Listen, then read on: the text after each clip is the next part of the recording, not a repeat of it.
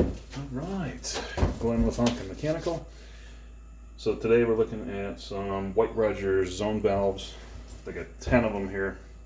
It's a big house, big system, and over time these have begun to leak through the O-rings at the front and the back of the shaft seals. So we're replacing all those in lieu of changing all of these, because retail service you're looking at $3,000 ish to change 10 of these out to something a little more up to date, like Honeywell's or any flavor of zone valve. So anyway, we're going to just tear right into one of these here. I've got 3 of them done, and they're pretty quick, but when these leak, if you got a customer that is looking at something, let's say replacing the system's going to probably be upwards of $20,000 at some point in the near future. They want to get it by for a bit.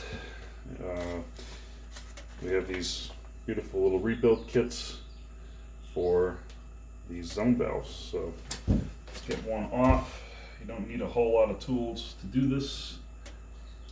Realistically, if you happen to have a needle nose, a small fine screwdriver, and a little bit of patience, they pop right off. Don't need any tools to get them apart. I just want to make sure that you have no water getting all over your control set. This is corrosion you can see here from probably several months to several years of leaking around this O-ring, and then there's another one down inside. So very simply, they're quick and easy to strip in the field. Sometimes they don't always come out in one piece like this for us, but there is a cotter pin. I'll probably demonstrate. So this cotter pin pulls out, releases this keeper and a little washer with a slot down inside of the actuator. So you can throw away the cotter pin. You need to keep the placement keeper or the gear and the other washer with the slot, which is right here. So there's our 2 inside pieces from this cup actuator. Now on the zone valve body itself, there's the O-ring. So with needle nose, you can take the large O-ring out easily, and then there is a very fine retainer in there. The retainers, of course, if you have a spring retainer clip tool, they're very, very nice and easy to get to cooperate with you. Otherwise, usually the needle nose can grab these and get them pulled out normally with some ease. Sometimes they're a little more difficult than others, and this one is putting up a minor fight.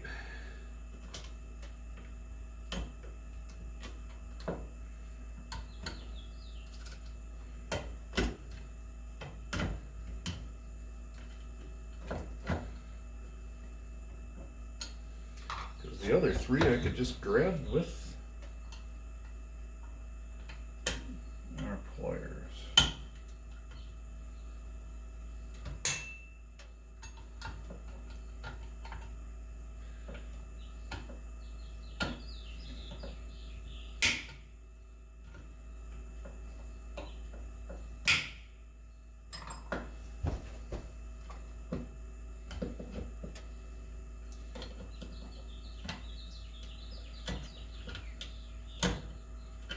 This one may be a 2-take video.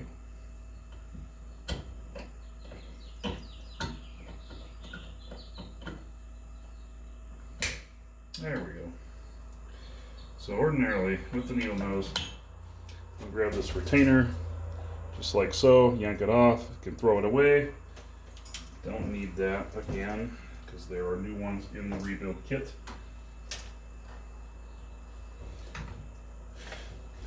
So inside of our rebuild kit, we have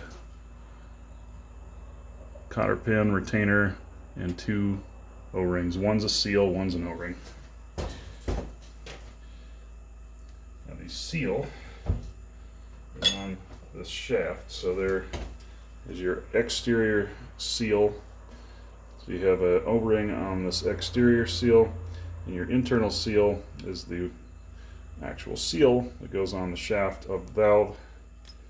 There is also a fine washer here for rotating easily while in place. This seal also will come out with needle nose. Small but easy to get at. The new seal can be stretched end to end over the bar on the actuator axle, and it just slips right down.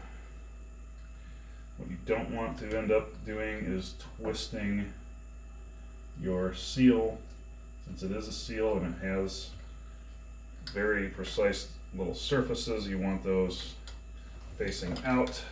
So after it's on, you want to run your fingers around it a couple times until it looks uniform, like there's 2 little rubber grooves facing out from the center of the shaft.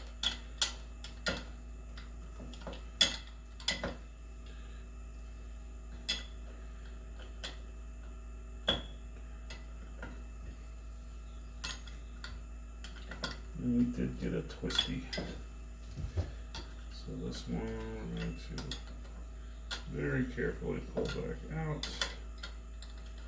Attempt to get that twist out of there.